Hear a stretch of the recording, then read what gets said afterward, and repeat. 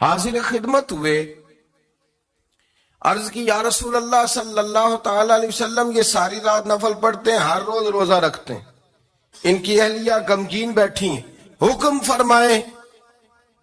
تو نبی پاک صلی اللہ علیہ وسلم نے فرمایا پھر ہوا کیا؟ یا رسول اللہ میں نے رات سلایا ہے، سحری میں اٹھایا ہے، سویرے روزہ نہیں رکھنے دیا۔ نبی پاک نے فرمایا سلمان فارسی نے ٹھیک کیا ہے، سلمان فارسی نے ٹھیک کیا۔ پھر حضور نے فرمایا، نبی کریم نے فرمایا ابو درداء تیرے اوپر اگر اللہ کا حق ہے، اس کے رسول کا حق ہے، دین کا حق ہے، تو فرمایا تیری آنکھ کا بھی تیرے اوپر حق ہے، تیرے وجود کا بھی تیرے اوپر حق ہے۔ یہ حضور نے فرمایا تیرے بچوں کا بھی تیرے اوپر حق ہے، تیری بیوی کا بھی تیرے اوپر حق۔ اس حق کو بھی سمجھے، حقوق اللہ بھی ہیں، پر تیری آنکھ کا بھی تیرے اوپر کیا مانا کہ تیری آنکھ سونا چاہتی ہے تو اسے سلا بھی، تیرے وجود کا بھی تیرے اوپر حق ہے، تو تیرا وجود آرام کرنا چاہتا ہے تو اسے آرام بھی کرا۔ اور پھر وہاں نبی پاک صلی اللہ علیہ وسلم نے فرمایا میں تم سب سننا، یہ لفظ حدیث کے حضور نے اسی موقع پر فرمایا میں تم سب سے زیادہ اپنے رب کو جانتا ہوں اور میں تم سب سے بڑھ کر اپنے رب سے ڈرتا ہوں۔ حضور فرمانے لگے میں روزہ بھی رکھتا ہوں، افطار بھی کرتا ہوں، یعنی کبھی رکھتا ہوں اور کبھی نہیں رکھتا۔ فرمایا میں نفل بھی پڑھتا ہوں اور اپنی بیویوں کو وقت بھی دیتا ہوں۔ سرکار مسجد میں بھی آتے تھے، نواسوں کے ساتھ کھیلا بھی کرتے، ان کے ساتھ پیار بھی کرتے۔ تو اتنے بڑے حقوق حضور نے بیان فرمائے عورتوں کے کہ تمہاری بیوی کا بھی تمہارے اوپر۔ لو ایک حدیث بخاری کی اور یہاں بیان کر دیتا ہوں۔ ایک شخص نے آ کے عرض کی یا رسول اللہ صلی اللہ تعالی علیہ وسلم جہاد کے لیے تیاری ہو گئی ہے، صفیں بن رہی ہیں، مجاہدین کی تیاری ہے، تو میرا بھی نام لکھ دیا گیا ہے مجاہدوں کی لسٹ میں، لیکن یا رسول اللہ صلی اللہ تعالی علیہ وسلم میری بیوی نے حج کی تیاری کر لی ہے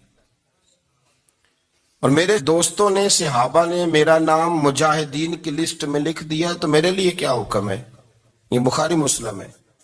تو نبی پاک صلی اللہ تعالی علیہ وسلم نے فرمایا جہاد پہ کوئی اور چلا جائے گا تو بیوی کے ساتھ حج کرنے جا، اسے محرم کی ضرورت ہے، وہ تیرے بغیر کیسے جائے گی؟ مجاہدین کو تو اور مجاہد مل جائے گا، پر تو اپنی بیوی کے ساتھ جانا۔ نبی پاک صلی اللہ علیہ وسلم نے مرد کو محافظ بنایا ہے، عورت کو مرد کا قیدی نہیں بنایا، بلکہ عورت کو حفاظت عطا کی اور مرد کو اس کا محافظ بنایا۔ اب بچیاں آزاد ہونا چاہتی ہیں، اور آزادی بھی وہ والی کہ جو بنیادی طور پر آزادی نہیں، فحاشی ہے۔ میں نے بہت پہلے کہا ہے کہ اسلام بیٹیوں کو قیمتی سمجھتا ہے۔ جس بندے کے پاس 20 تولے سونا ہو وہ چوک میں لے کے نہیں آتا، وہ قیمتی چیز ہے، اس نے چھپا کے رکھی ہوتی ہے۔ تو جو نبی پاک صلی اللہ علیہ وسلم کا کلمہ پڑھنے والے بیویاں، اسلام انہیں قیمتی سمجھتا ہے، کہتا ہے کہ تم قیمتی ہو لہذا گھر کے اندر رہو، تم باہر نہ ہو۔ لیکن عورتیں ہیں کہ ان کو بلا وجہ لوگ خراب کر دیتے ہیں اور بلا وجہ وہ اس مغالطے کا شکار ہو جاتی ہیں۔ اب آگے بڑھتے ہیں۔ قرآن مجید نے سورہ نور کی آیت نمبر 30 میں کہا کہ کل للمؤمنین یغضوا من ابصارہم، فرمایا کہ اے محبوب علیہ السلام مومن مردوں سے کہہ دو کہ اپنی نظریں جھکا کے رکھیں، اپنی نظریں۔ اور اگلی آیت میں فرمایا وَقُلْ لِلْمُؤْمِنَاتِ يَغْضُضْنَ مِنْ أَبْصَارِهِنَّ، فرمایا کہ اے محبوب مومن عورتوں سے بھی کہہ دو کہ اپنی نظریں جھکا۔ مرد بھی اپنی نظر جھکا کے رکھے گا عورت کی طرف، لیکن یہ ساری پابندی صرف مرد پر نہیں، عورت بھی غیر محرم کا چہرہ نہیں دیکھے گی، اس پر بھی اسی طرح نظر جھکانے کا حکم ہے جس طرح کہ وہ ہر دکاندار کو بھائی جان کہہ کے گفتگو کرنے کی اس کو بھی اجازت نہیں ہے کہ وہ سمجھے کہ پابندی تو مرد نے کرنی تھی، میں نے تھوڑی کرنی تھی۔ وہ جس کے پاس جائے، جہاں بھی جائے، ڈاکٹر کے پاس جائے، باہر جائے، تو وہ جس طرح مرضی اس کا دل چاہے وہ بات چیت کرے، اس کی عورت کو بھی اجازت اسلام نہیں دیتا۔ بنیادی طور پہ اسلام شرم و حیا کا دین ہے، حیا کی بات کرتا ہے۔ حیا کی جب ہم تعریف کرتے ہیں تو حیا کی تعریف یہ ہے کہ کوئی کبھی چیز دیکھ کے نا تو آپ کی طبیعت میں کراہت محسوس ہو، آپ کوئی غلط جملہ منہ سے نکالتے ہوئے ذرا جھجکیں، آپ کوئی غلط بات کرتے ہوئے تھوڑا بوجھ محسوس کریں.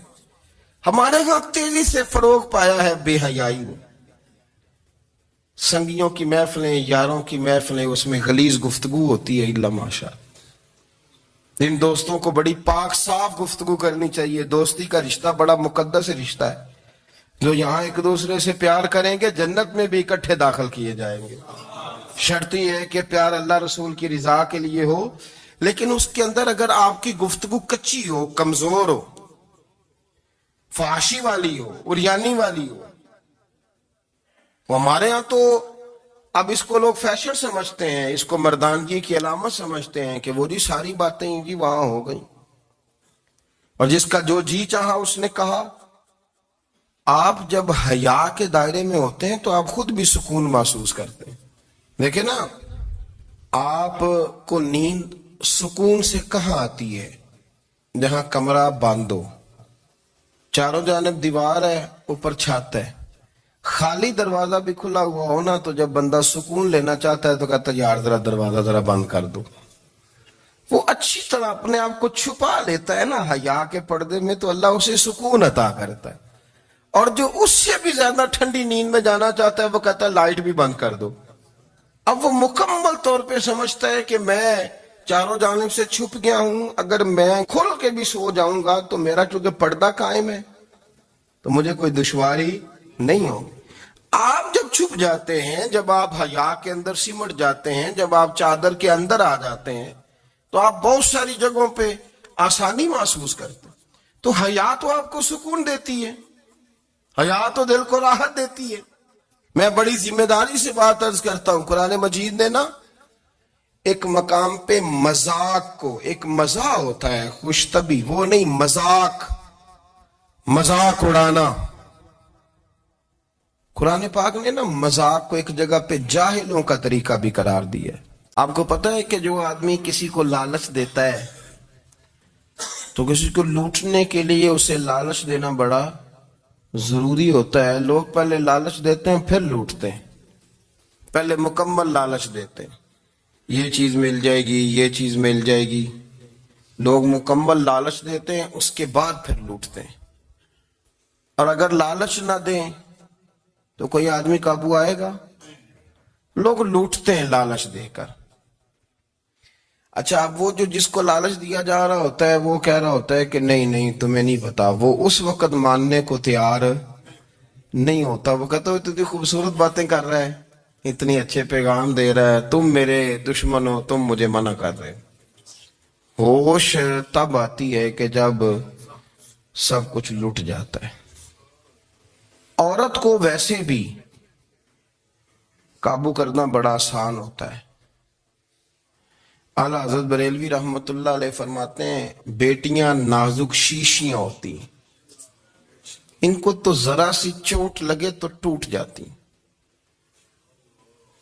دیکھیں کتنا بڑا جملہ کا بریلی کے امام، نازک شیشیاں. ذرا کوئی آدمی گمراہ کرتا ہے، ذرا خراب کرتا ہے.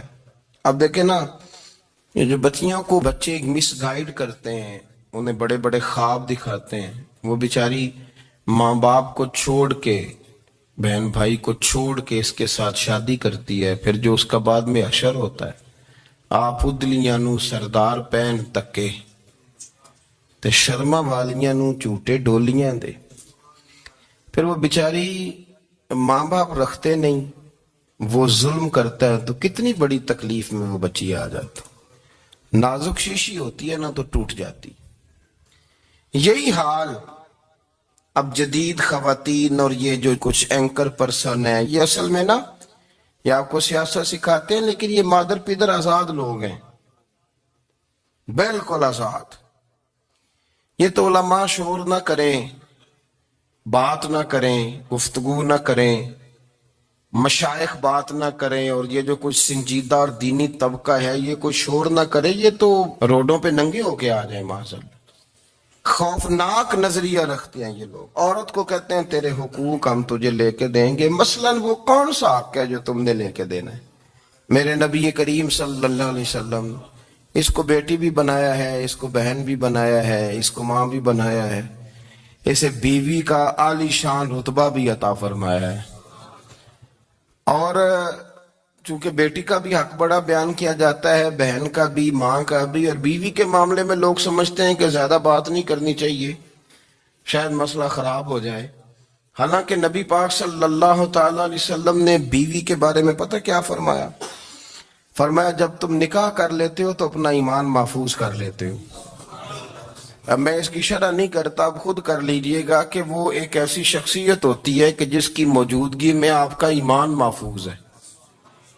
اب میں نہیں سمجھتا کہ اس سے بڑی بات کوئی اور ہو سکتی ہے، جس کی موجودگی میں آپ کا ایمان، اور بھئی یہ حدیث پاک عرض کر رہا ہوں، نکاح جب کوئی کر لے تو اس نے اپنا ایمان مکمل کر لیا۔ اس کا معنی یہ ہوا کہ آپ کا ایمان محفوظ ہے اس کی موجودگی میں، تو اس سے زیادہ بھی، یعنی ایمان سب سے قیمتی چیز ہے نا، تو اس کے محفوظ ہونے کی وجہ حضور نے نکاح بیان کر دی۔ اب میرا خیال ہے بیوی اگر کوئی اس سے بڑا حقوق مانگے گی تو بیوقوفی کرے گی۔ اتنا بڑا درجہ نبی کریم نے اسے عطا کر دیا، اتنا بڑا مقام دے دیا کہ تو خامد کے ایمان کے محفوظ ہونے کا ذریعہ بن گئی ہے۔ عورت کو جو حقوق رسول کریم صلی اللہ تعالی علیہ وسلم نے عطا فرمائے، نبی پاک نے جو حقوق دیے، دیکھیں نا، حضرت عبداللہ ابن عمر رضی اللہ تعالیٰ عنہ کی اہلیہ بیمار تھی، تو جلدی سے وہ آئے، تو جب بہت جلدی ہو، سفر بڑا شدید تھا، تو آپ نے جلدی سے نماز ادا کی، جلدی سے چلے۔ آپ کے خادم کہنے لگے حضور خیریت ہے؟ فرمایا میری بیوی بیمار ہے۔ تو اس نے عرض کی حضور آپ کی اہلیہ بیمار ہے، تو آپ نے نماز بھی جلدی سے پڑھی، سفر بھی جلدی کیا۔ تو فرمانے لگے یہ وہ چیزیں ہیں جو ہمیں مدینے والے رسول نے سکھائی۔ آپ اس کیفیات کو سمجھیں کہ حضور صلی اللہ علیہ وسلم نے درس دیا۔ اور پھر ایک اور بہت بڑی بات، یہ فضیلت کسی اور کو نہیں دی، جو عورت کو حضور نے فضیلت دی، یہ فضیلت کسی اور کو نہیں دی۔ کبھی حضور نے فرمایا کہ تمہارا ابا تمہارے ساتھ بہت سخت رویہ کرے تو تم نے اس کو اس سختی پر داد دینی ہے؟ فرمایا چلو اگر وہ زیادتی بھی کرے تو تم نے اس کے ساتھ سلوک اچھا ہی کرنا ہے۔ لیکن آپ ایک بات کو سمجھے نا کہ بچے کے بارے میں، بیٹے کے بارے میں، بیٹی کے بارے میں فرمایا 10 سال کے ہو کے نماز نہ پڑھے تو سختی کرو، تمہارا ڈنڈا بھی لٹکنا چاہیے۔ بہت ساری جگہوں پہ بہت سارے لوگوں کے لیے سختی کا حکم دیا، لیکن عورت کے لیے حضور نے جو جملے کہے، اصل میں ہم سمجھتے ہیں کہ یہ ایک بات ہے، مشہور ہو گئی ہے روایت حدیث، تو بس اس کے پس منظر پر اور جملوں کے حسن پر شاید معاذ اللہ غور کرنے کی ضرورت نہیں۔ ذرا اس لفظ کی تاثیر پر غور کریں۔ حضور نے فرمایا عورت ٹیڑھی پسلی سے پیدا کی گئی ہے، یہ ٹیڑھی ہے، کو سیدھا کرنے کی کوشش کرو گے تو ٹوٹ جائے گی۔ تو حضور پھر ہمارے لیے حکم کیا ہے؟ فرمایا جیسی ہے تم اسی کے ساتھ نبھا کرو۔ آپ سمجھیں کہ اتنا محفوظ حضور نے درجہ دے دیا بی بی کو، اتنا محفوظ کہ فرمایا غلطی بھی ہو تو میرے غلاموں تم اس کے ساتھ نبھا کرو، گزارا کر لو۔ کو کیا اور حق چاہیے عورت کو، جس کو اس کی غلطیوں سمیت نبی پاک نے قبول کرنے کا حکم دے دی کہ اس کی کمزوریوں سمیت قبول کر لو۔ اب اس کو اور کیا، کوئی کمزوریوں سمیت قبول کرتا ہے؟ کبھی آپ دکان پہ بیٹھے ہو تو آپ کہیں بھی اس میں یہ بھی غلطی، میرے مال میں یہ بھی کمزوری ہے، یہ بھی کمزوری ہے، یہ بھی کمزوری ہے، تو کر لے قبول۔ کرتا ہے کوئی؟ کوئی شخص ایسا ہو جو کسی چیز کی کمزوریاں بیان کر کے کہ اسے قبول کرو؟ پر رسول کریم صلی اللہ تعالی علیہ وسلم نے نا ہمیں سبق دیا، حضور نے ہمیں درس دیا، نبی پاک نے ہمیں پیغام دیا۔ فرمایا یہ ٹیڑھی ہے، سیدھی کرنے کی کوشش کرو گے تو بیچاری ٹوٹ جائے گی، تو اس کے ساتھ نبھا کر جاؤ۔ آپ میری بات کو سمجھیے گا۔ چلیں میں اس پر ایک اور بخاری مسلم کی حدیث پڑھتا ہوں۔ حضرت سلمان فارسی رضی اللہ تعالیٰ عنہ اور حضرت ابو دردہ کے درمیان بھائی چارہ تھا۔ مکے سے مدینے جب لوگ آئے تو حضور نے بھائی بھائی بنایا تھا۔ ان کے درمیان بھائی چارہ تھا تو ابھی پردے کی آیات نازل نہیں ہوئی تھی تو لوگ ایک دوسرے کی طرف جاتے تھے. حضرت سلمان فارسی رضی اللہ تعالیٰ عنہ حضرت ابو دردہ رضی اللہ تعالیٰ عنہ کے گھر میں تشریف لے گئے تو دیکھا کہ ان کی بیوی بڑی غمگین بیٹھی ہیں. تو ہم نے فرمایا بہن کیا ہوا؟ تو کہنے لگی تمہارے بھائی کو دلچسپی کوئی نہیں رہی، ہر روز روزہ رکھ لیتا ہے اور ساری رات نفل پڑھتا ہے. حضرت سلمان فارسی کہنے لگے ٹھیک ہے کر لیتے ہیں بندوبست. نماز دین ہے کہ نہیں؟ دین ہے نا یہ چیزیں. لیکن حضرت سلمان فارسی جناب ابو دردہ سے کہنے لگے آج میں نے تیرے گھر میں رہنا رات کو، کیونکہ وہ تو ساری رات نماز پڑھتے تھے، نفل پڑھتے تھے. انہوں نے کہا ٹھیک ہے. ایک بستر لا کے بچھا دیا حضرت سلمان فارسی کے لیے. سلمان فارسی فرمانے لگے دوسرا بھی لا. کہا وہ کیا کرنا ہے؟ فرمانے لگے تو نے بھی سونا ہے، میں نے بھی سونا ہے، تو نے بھی سونا ہے. عشاء پڑھیں گے اور پھر دونوں سوئیں گے. کہا میں نے تو نماز پڑھنی ہے. فرمایا تہجد کے وقت اٹھ کے پڑھیں گے، اللہ کے رسول بھی رات آخری حصے میں جا کے نماز پڑھتے. ادھر ساتھ سلا لیا. وہ تھوڑی کو دیر سوئے، اب عادت تھی ساری رات اٹھنے کی، ذرا اٹھنے لگے بستر سے تو حضرت سلمان فارسی فرمایا چپ کر کے سو جا، وہ بڑی رات پڑی ہوئی، چپ کر کے سو جا. وہ لیٹ گئے، پھر اٹھنے لگے تو فرمایا سو جا چپ کر کے، بڑا ٹائم ہے. سحری کے وقت اٹھے، نفل پڑھے. ان کا ارادہ تھا روزہ رکھنے کا تو فرمانے لگے کل رکھا تھا نا نفلی روزہ؟ جی رکھا تھا. پرسوں بھی رکھا تھا، ترسوں بھی رکھا تھا. فرمایا آج نہیں رکھنا، آج میں تیرا مہمان ہوں، سارا دن کٹھے مل کے روٹیاں کھائیں گے، آج نہیں روزہ رکھنا. سلا دیا. اب حضرت ابو دردہ رضی اللہ تعالیٰ عنہ کہہ تو کچھ نہ سکے، پر کہنے لگے سلمان تم پتہ تم کیا کر رہے ہو؟ نہ تم نے مجھے رات اٹھ کے زیادہ نفل پڑھنے دیے، سویرے روزہ نہیں رکھنے دیا. تو حضرت سلمان فارسی کہنے لگے کوئی لمبی بات تو نہیں نا، چلتے ہیں نا ابھی فجر میں مسجد نبی میں تو نبی پاک کو بتاتے ہیں. سرکار دو عالم علیہ السلام کی خدمت میں تو اپنی بات کرنا، میں اپنی کروں گا. حضور نتیجے کا اعلان فرما دیں گے، بات طے ہو جائے گی. بنی اسرائیل کے لوگوں سے حضرت موسیٰ نے کہا کہ گائے ذبح کرو اور ایک ٹکڑا مقتول کو مارو، زندہ ہو کے خود بتا دے گا مجھے کس بندے نے قتل کیا. تو کہنے لگے آپ ہمارے ساتھ مذاق کر رہے ہیں. تو قرآن مجید کہتا ہے کہ حضرت سیدنا موسیٰ علیہ السلام فرمانے لگے اعوذ باللہ ان اکون من الجاہلین. فرمانے لگے میں اللہ کی پناہ مانگتا ہوں کہ میں جاہلوں میں سے ہو جاؤں. یہ مذاق کرنا تو جاہلوں کا طریقہ ہے. اگر آپ کی زبان سے بے حیائی کا جملہ نکل گیا، اگر آپ کی زبان سے بے حیائی کا جملہ نکل گیا، آپ نے کہہ دیا کہ ہم آزاد لوگ ہیں، جو مرضی کریں گے، جو مرضی کہیں گے، جو ہمارا دل میں آئے گا کریں گے، تو پھر تو لوگ آپ کا وہ حشر کریں گے کہ آپ سے برداشت ہی نہیں ہوگا. جس کا لوگ مذاق بنا لیتے ہیں اور جو مذاق بن جاتا ہے پھر اسے کچھ جینے دیتا ہے. آپ حیا کی چادر میں چھپیں گے تو بچیں گے. اگر آپ نے اپنا مذاق بنوا لیا یہ کہہ کے کہ میں نے مرضی کرنی ہے، پھر یاد رکھنا چھپنے کو جگہ نہیں ملے گی، پھر تکلیف میں آ جائیں گے، پھر بہت بڑی اذیت کا شکار ہو جائیں. شرم و حیا، عرب کے اندر جو کنواری لڑکیاں تھیں ان میں بڑی حیا ہوتی تھی.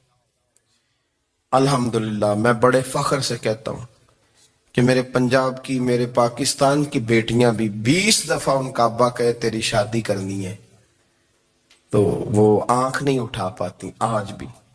یہ تو وہ چند لوگ ہیں جو کہتے ہیں ہم ہائی کلاس ہو گئے، ہمیں نہیں پتا کہ وہ روشن خیال ہو گئے ہیں کہ روغن خیال ہو گئے، پتہ نہیں کدھر چلے گئے.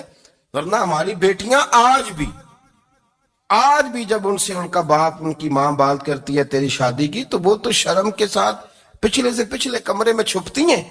یہ اللہ نے فضل کیا ہوا ہے اس ملت پر. تو عرب کی لڑکی بڑی حیا والی ہوتی تھی، اس سے کوئی بات کرنی پڑتی تھی تو 20 دفعہ بات کی جاتی، پھر بھی وہ عورت چھپتی پھرتی تھی. حضرت عائشہ صدیقہ رضی اللہ تعالیٰ عنہ فرمانے لگیں میرے نبی پاک صلی اللہ علیہ وسلم عرب کی کنواری لڑکیوں سے بھی زیادہ حیا کرنے والے. قاضی اعجاز مالکی نے، شیخ عبدالحق محدث دہلوی نے، دیگر بزرگ جو سیرت نگار گزرے انہوں نے لکھا ہے کہ نبی پاک صلی اللہ علیہ وسلم کے اندر 100 مردوں سے زیادہ طاقت تھی. 100 مردوں سے زیادہ طاقت. اب جو بات کہنے لگا ہوں، جو نتیجہ دینے لگا ہوں، اس پر خاص توجہ آپ فرمائیں گے. ذرا فکری طور پر، نظریاتی طور پر ایک چیز کو سمجھیے. ہم سمجھتے ہیں کہ جوان لڑکا ہے جی جو مرضی کرے، عمر ہے جی. آپ ذرا بات پر غور کیجئے گا کہ حضور صلی اللہ علیہ وسلم میں طاقت 100 مردوں سے زیادہ ہے اور حیا کنواری لڑکیوں سے بھی زیادہ ہے. ذرا اس بات کا تقابلی جائزہ کیجئے گا کہ طاقت 100 مرد سے زیادہ ہے لیکن حیا کنواری لڑکی سے بھی زیادہ ہے. اس کا معنی یہ ہوا کہ جس ٹہنی کو پھل زیادہ لگ جاتے ہیں وہ جھکا کرتی. تو حیا تو حسن ہے، حیا تو آپ کو پاک صاف کرے گا، حیا تو آپ کو نرالا کرے گا، انوکھا کرے گا. وہ ہمارے ایک دانشور ہے، تو انہوں نے مضمون لکھا، کئی باتیں بڑی پسند آتی ہیں. وہ کہتے ہیں کہ میری اہلیہ، ان کو بھی کسی نے مس گائیڈ کر دیا تھا، حالانکہ اچھی خاتون ہے، کسی نے مس گائیڈ کر دیا. تو وہ بھی سماجی اور ویلفیئر اور یہ خواتین کو شوق ہوتا نا بننے کا، تو وہ بھی سماج کے اندر اچھا مقام تلاش کرنے کے موڈ میں آ گئی. تو کئی ایک دن جانا تھا تو بڑی بن سنور کے میرے ساتھ وہ گاڑی میں بیٹھ گئی. تو میں گاڑی میں، عورتوں کو یہ بھی مسئلہ ہوتا ہے نا کہ ہماری تعریف کرو، تو کئی دفعہ بعض مردوں بیچاروں کو جھوٹ بولنا پڑتا ہے، تو زبردستی کراتی ہیں نا جی. تو اس میں گنجائش بھی دی ہے شریعت نے گنجائش دی ہے کہ کبھی بیوی کو راضی کرنے کے لیے خلاف واقعہ بات کرنی پڑے تو کر لینی چاہیے. تو وہ کراتی بھی ہیں. 3 موقع پر خلاف واقعہ بات کرنے کی اجازت ہے، واقعے کے خلاف بھی آپ بات کر سکتے ہیں. جنگ کے موقع پر 2 لوگوں کو صلح کرانے کے لیے اور بیوی کو راضی کرنے کے لیے کر لیں کوئی ایسی بات، بے شک اپنی طبیعت پہ جبر کر کے کر لیں، گنجائش ہے، اجازت ہے. تو وہ کہتے ہیں جب وہ گاڑی میں میرے ساتھ بیٹھی بن سنور کے، تو وہ تقاضا کرنے لگی کہ میں نے بڑے اچھے کپڑے پہنے ہیں پر آپ نے توجہ نہیں کرائی. وہ سیانا بندہ تھا، وہ چاہ رہا تھا کہ میری خاتون سمجھ جائیں. وہ کہتے ہیں مجھے پتا تھا کہ بیچاری مس گائیڈ ہو گئی ہے، دل کی بڑی اچھی ہے، سیانی ہے، لیکن اس کو کچھ خواتین نے، کچھ لوگوں نے مل کے اس کو ذہن غلط کر دیا ہے کہ سماج میں نکلو، باہر جاؤ، کام کرو، فلاں کرو، اپنی مرضی سے جیو. تو میرے ساتھ گاڑی میں بیٹھی کہیں جانے کے لیے، تو مجھ سے کہنے لگی کہ آپ نے میری طرف توجہ ہی نہیں کی، آپ نے کوئی ذکر ہی نہیں کیا کہ میں کیسی لگ رہی ہوں. تو وہ کہتے ہیں میں نے اسے کہا کہ اگر تو ناراض نہ ہو تو پھر میں صحیح والی تعریف کر دوں. تو اس نے کہا کہ آپ کر دیں. تو کہتے ہیں میں نے درد سے اور خلوص سے اپنی بیوی سے کہا، خلوص کے ساتھ. میں نے کہا میں تو روز گھر ہوتا ہوں، روز شام کو گھر ہوتا ہوں، اگر تو میرے لیے تیار ہوتی تو میں تیری تعریف کرتا، لیکن آج تو باہر جانے کے لیے تیار ہوئی، تو پھر ان سے تعریف کی امید رکھ جن کے لیے تو نے تیاری کی ہے. میرے لیے تیاری کرتی تو میں تو ہر شام تیرے پاس ہوتا ہوں. کہتے ہو میرے لفظوں میں درد تھا تو وہ بھی رو پڑی اور کہنے لگی آپ گاڑی روک دیں، مجھے باہر جا کے کسی کو راضی نہیں کرنا، میں نے اسے راضی کرنا ہے جس کو رب کریم نے میرا شوہر بنایا ہے اور میرے لیے منتخب کیا ہے میرے ماں باپ کو. میں واپس لوٹتی ہوں. یہ ایک پہلو ہے سلگتا ہوا، اس کو سمجھا جائے. رسول کریم صلی اللہ علیہ وسلم عرب کی کنواری لڑکیوں سے زیادہ حیا والے تھے، کنواری لڑکیوں سے زیادہ حضور حیا فرمایا کرتے تھے. جب خانہ کعبہ کی مکہ شریف میں تعمیر ہو رہی تھی نا، اہل عرب اس کو تعمیر کر رہے تھے، تو نبی پاک صلی اللہ علیہ وسلم اپنے چچا حضرت عباس کے ساتھ خانہ کعبہ کی تعریف میں مصروف تھے. تو عرب کے لوگ چونکہ لمبا کرتا پہنتے تھے پیروں تک، تو نیچے اگر کسی وقت کوئی چیز نہیں بھی ہوتی تھی تو کسی کو وہ نظر نہیں آتی تھی، چونکہ پردہ رہتا تھا، لمبا کرتا پہنا ہوا ہوتا تھا. تو جب بچے، سرکار کی عمر مبارک بھی ابھی تھوڑی تھی، تو اس طرح بچے جب نکلتے تو وہ کئی دفعہ اپنی تہمت اتار دیتے نیچے سے، اور کوئی مزدوری کرنے لگتے تو 3-4 طے کر کے تہمت کی کندھے پہ رکھ لیتے، جس طرح کبھی دیہاتوں میں لوگ کپڑا سر پہ رکھتے تھے کہ اوپر اگر کوئی وزنی چیز رکھیں گے تو وہ تکلیف نہیں دے گی. نبی پاک صلی اللہ علیہ وسلم بھی سب لوگوں کے ساتھ خانہ کعبہ کی تعمیر میں شامل تھے. تو حضرت عباس رضی اللہ تعالیٰ عنہ نے کہا حضور سے، ابھی اللہ نے نبوت بھی نہیں فرمایا تھا، بھتیجے آپ بھی تامد اتاریے، یہ صحیح مسلم میں حدیث موجود ہے، اور اس کو کندھے پہ رکھ لیجیے، آپ اینٹیں اٹھا اٹھا کے لا رہے ہیں تو ذرا آپ کو تکلیف نہیں ہوگی۔ تو سرکار دو عالم صلی اللہ علیہ وسلم سے یہ بات کہی، اور پھر جلدی سے حضور کی تہمت کو نکال کے نا، حالانکہ لمبا کرتا پہنا ہوا ہے، تو وہ جیسے ہی ان کے کندھے پہ رکھا اینٹیں رکھنے کے لیے، تو سرکار تو زمین پہ گر گئے، بے ہوش ہو گئے، آنکھیں آسمان کی طرف، اور پھر حضور پکار رہے ہیں آزاری آزاری آزاری، میرا تامت دے دو، میرا تامت دے دو۔ کبھی کوئی شخص اس وجہ سے بھی بے ہوش ہوا ہے کہ میرے وجود سے کپڑا اتر گیا ہے؟ حالانکہ سرکار پر وہ بے ہوشی بھی نبی پاک کا وہ جو غلبہ ہے نا شرم و حیا کا، اس کی وجہ سے ہوئی، ورنہ تو حضور فرماتے ہیں کہ میری آنکھیں سو جاتی ہیں، دل تو میرا اس عالم میں بھی جاگتا رہتا ہے۔ تو سرکار زمین پہ تشریف لے آئے، آنکھیں میرا تامت دے دو، میرا تامت دے دو، تو جلدی سے انہوں نے تامت دیا تو حضور نے باندھ لیا۔ پھر طبیعت مبارک میں تسلی ہوئی، یعنی ہم اس رسول کے غلام ہیں کہ جن کے تو وجود سے کپڑا اتر جائے تو حضور برداشت نہیں کرتے، قبول نہیں فرماتے، تکلیف شروع ہو جاتی۔ لیکن یہاں نوجوان ہیں اور بڑا قد کاٹ ہے اور بڑے بڑے سمجھدار لوگ ہیں، گرمی آتی ہیں تو شارٹ کپڑے پہن کے گھومتے ہیں، ان کو خیال نہیں کہ یہ وہ والا لباس ہے جو باہر تو کیا گھر میں اماں کے سامنے نہیں پہننا چاہیے، بہنوں اور بیٹیوں کے سامنے نہیں پہننا چاہیے۔ آپ کی گفتگو میں شرم و حیا ہو، آپ کے لب و لہجے کے اندر حسن ہو۔ آپ کو پتہ ہے نبی پاک صلی اللہ علیہ وسلم نے فرمایا میری امت میں سب سے زیادہ حیا کرنے والے عثمان غنی ہیں، عثمان غنی سب سے زیادہ حیا کرنے والے۔ آپ فرمایا کرتے تھے جب سے حضور کا چہرہ دیکھا ہے میں نے کبھی اپنی شرمگاہ بھی نہیں دیکھی، میں نے آنکھوں کا وضو نہیں توڑا، اور جب سے حضور کے دست مبارک میں نے بیعت کے لیے سیدھا ہاتھ بڑھایا تو پھر سیدھا ہاتھ میں نے کبھی گندگی کو نہیں لگایا۔ حیات، آپ باتھ روم کے اندر بھی غسل فرماتے تھے تو کپڑوں سمیت کرتے تھے۔ کسی نے کہا حضرت جی واش روم کے اندر کیوں نہیں کپڑے اتارتے؟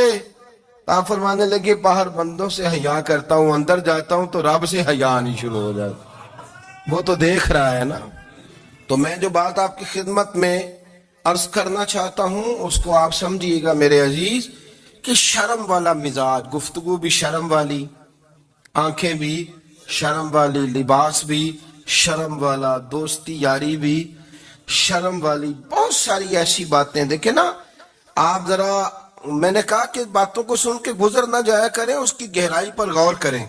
حضور علم کا سمندر ہے، سرکار سے زیادہ علم دنیا میں کسی کے پاس موجود نہیں ہے، اور صحابہ کو موقع ملا ہوا اس سمندر سے فیض لینے کا، لیکن ان کی حالت یہ ہے کہ حضرت علی المرتضیٰ فرماتے ہیں 14 دن گزر جاتے، حضور سے کوئی سوال پوچھنا ہوتا تھا پر میں شرم کے بارے نہیں پوچھ پاتا تھا۔ 14 دن بخاری شریف میں موجود ہے۔ ایک دن نبی پاک صلی اللہ علیہ وسلم نے پوچھا صحابہ سے کہ وہ کون سا درخت ہے جس کے پتے نہیں گرتے، اور وہ درخت اس طرح ہے جس طرح مومن ہوتا ہے، وہ درخت میرے مومن کی طرح بتاؤ۔ حضرت عبداللہ ابن عمر فرماتے مجھے پتا تھا کہ وہ کھجور کا درخت ہے، لیکن چونکہ ابو بکر صدیق بھی بیٹھے ہیں، عمر فاروق بھی بیٹھے ہیں، مولا علی بھی بیٹھے ہیں، عثمان غنی بھی بیٹھے ہیں، اتنے جید لوگ بیٹھے ہیں، تو مجھے حیات ہی تھی کہ میں کیوں جواب دوں۔ کہتے ہیں سرکار نے کئی دفعہ پوچھا، لوگوں نے کئی اور درخت بتائے، پر فرمایا تمہارا جواب درست نہیں ہے۔ آپ حیا کے اس پہلو پر غور کریں کہ سوال کا جواب آتا ہے، سوال کا جواب، یعنی مجھے سوال کا جواب آتا ہو پھر میں دوں نہ، مجھے بدعزمی نہ ہو جائے گی؟ یہ کیسے ممکن ہے کہ میری رات گزر جائے، مجھے پتا بھی تھا اور میں نے بتایا نہیں؟ بہت سارے لوگ آ کے بہت ساری باتیں بتاتے ہیں، بہت ساری باتیں وہ سمجھاتے ہیں، تو ہم غور سے ان کا چہرہ دیکھنے لگ جاتے ہیں، کہتے ہیں یار اس کا تو دعویٰ تھا کہ میں سمجھنے آتا ہوں، تو یہ تو ہمیں سمجھا رہا ہے، چلو الحمدللہ ہم سمجھنے کو تیار ہے۔ لیکن میرے عزیز پتہ بھی ہے جواب کا، علم بھی ہے، لیکن فرماتے ہیں میری حیا نے مجھے اجازت نہ دی کہ میں جواب دوں، آپ فرماتے ہیں پھر حضور سے صحابہ نے عرض کی کہ یا رسول اللہ آپ ہی بتا دیں وہ درخت کون سا ہے، تو حضور نے فرمایا بھئی وہ کھجور کا درخت ہے۔ تو آپ فرماتے ہیں میں دل میں کہہ رہا تھا کہ الحمدللہ میرا جواب درست ہے، حالانکہ میں نے جواب دیا ہی نہیں۔ تو لفظوں میں حیا، جملوں میں حیا، آنکھوں میں حیا، اٹھنے میں حیا، بیٹھنے میں حیا، چلنے میں حیا ایک خوبصورت حسن ہے۔ اور نبی پاک صلی اللہ علیہ وسلم نے فرمایا جب تو بے حیا ہو جائے نا پھر تو آزاد ہے، پھر تو جو مرضی کا، پھر تو جو۔ اس لیے بزرگ جب کسی کو بے حیا کہتے تھے نا، اللہ اکبر، اور جب کسی کو کہتے تھے نا یہ بے حیا ہے تو لوگ سمجھتے تھے کہ ہلکی سی بات کر دی ہے، لیکن ان کا معنی یہ ہوتا تھا کہ بس بھئی اب اس کے ساتھ کوئی کلام کرنے کی ضرورت ہے، اس کو اب اصلاح کی ضرورت نہیں، یہ بے حیا ہے۔ کیا معنی؟ کہ اب یہ جو اس کے دل میں آئے گا وہ کرے گا، جو اس کی طبیعت چاہے گی وہ کرے گا، اب یہ کسی پہلو بھی قابو آنے کو تیار، بے حیا ہو گیا۔ بے حیائی بہت بڑا عیب ہے، اور جو لوگ کہتے ہیں کہ ہمیں بالکل آزادی ہونی چاہیے، ہمارا اپنا جسم ہے تو ہماری اپنی مرضی چلے گی۔ ایک وزیر صاحب ہیں، پتہ نہیں میں ان کو جانتا تو نہیں، انہوں نے سینٹ میں تقریر کی ہے، میں نے ان کی بات سنی ہے۔ اس نے کہا نہیں بھائی، جسم رب کا ہے تو مرضی بھی تو رب کریم کی چلے گی، اور مرضی بھی اللہ کی۔ یہ مجھے تھوڑا سا مسئلہ ہے جسم پر، کبھی کبھی مجھے کثرت سفر سے الرجی ہو جاتی ہے۔ میرے ساتھ لوگ نا دل سے پیار کرتے ہیں، شاید ہی کوئی اچھا ڈاکٹر ہو جس تک میرے سنگی مجھے لے کے نہ گئے ہوں، پر جسم اللہ کا ہے نا، مرضی بھی جب وہ چاہے گا صحت دے گا۔ کیوں کچے کاموں میں لوگ پڑ گئے، کیوں غلط لوگ سوچ میں پڑ جاتے ہیں، یہ اسی کا ہے۔ اور جب وہ چاہے گا، آپ اس بات کو اچھے طریقے سے سمجھ لیں کہ جو اپنی مرضی چوکوں چوراہوں میں کر رہے ہوتے ہیں نا، جو مرضی گند مند، وہ جانور ہوتے ہیں، وہ جانور ہوتے ہیں جو نہ چوک دیکھتے ہیں نہ گلی دیکھتے ہیں، نہ انہیں پتہ ہوتا ہے کہ جگہ کون سی ہے۔ وہ انسان، میں نے کہہ دیا جو میں نے کہنا تھا، میں نے کہہ دیا، وہ جانور ہوتے ہیں۔ اور جو کچھ انسان ہوتے ہیں نا، ان کے اندر کچھ نہ کچھ پھر شرم حیا بھی ہوتی ہے۔ وہ چوکوں چوراہوں میں وہ حرکتیں اور وہ کام نہیں کرتے جو جانور کرتے ہیں۔ ان کے لیے بڑے پردے ہوتے ہیں، ان کے لیے بڑی باتیں ہوتی ہے، ان کے لیے بڑا کچھ ہوتا ہے۔ جو بالکل آزاد ہو جائے، کوئی پتہ نہ ہو کس وقت کیا کہنا ہے کیا کرنا ہے، تو پھر وہ دائرہ انسانیت سے خارج ہو جاتا ہے۔ ہم آپ کو کیا دعوت دیں؟ آپ تو وہ باتیں کر رہے ہیں جو اسلام کا انسانیت کے حق میں بھی ٹھیک نہیں، آپ تو وہ والی باتیں کر رہے ہیں جن کا انسانیت بھی تقاضا نہیں کرتی کہ یہ باتیں ہونی چاہیے۔ لیکن ایک بات، میں تو جذباتی نہیں ہوتا، میں بڑے غور سے چیزوں کو دیکھتا ہوں، سنتا ہوں، اور نہ میں ان موسمی مینڈکوں کی۔ وہ مجھے عاتق صاحب کہنے لگے جی بڑے بڑے مولوی ایک بندے کے ساتھ بیٹھے ہوئے ہوتے تھے اور وہ روزے میں بڑے بڑے درس دیتا تھا تو وہ بھی فلانی حرکتیں کر رہا ہے۔ تو میں نے کہا ہم نے تو پرانا کہا تھا کہ موسمی مینڈک ہے، تو پرانے کہہ رہے ہیں کہ اداکار ہے، تو وہ جہاں کاسٹ کریں گے وہاں وہ اداکاری کرے گا۔ آپ کسی مذہبی جگہ کر لیں تو وہاں کر لے گا، کہیں اور جگہ کریں گے تو ہم تو پرانا کہہ رہے ہیں۔ تو کسی کو کبھی سمجھ آتی ہے تو کسی کو کبھی اور جگہ جا کے سمجھ آتی ہے۔ ہم ان لوگوں سے پریشان نہیں ہوتے، کیوں؟ سن لے، کوئی مایوسی نہیں، ان کے اندر جتنا زور ہے وہ لگائیں۔ یہ ملک بنا ہے رسول اللہ کے نام پہ، یہ اللہ نے تحفہ دیا ہے امت مسلمہ کو، یہ نبی پاک کے نام پہ بنا ہے، تو یہاں جھنڈا بھی وہی والا بلند ہونا ہے جو مدینے والے رسول کا جھنڈا ہے، اور یہاں وہی کام چلے گا جو نبی پاک نے بیان فرمایا۔ تو اس طرح کئی لوگ آتے ہیں، وہ شور شار کرتے ہیں، چلے جاتے ہیں، اتنے نہ پریشان ہوا کریں، بہت سارے لوگ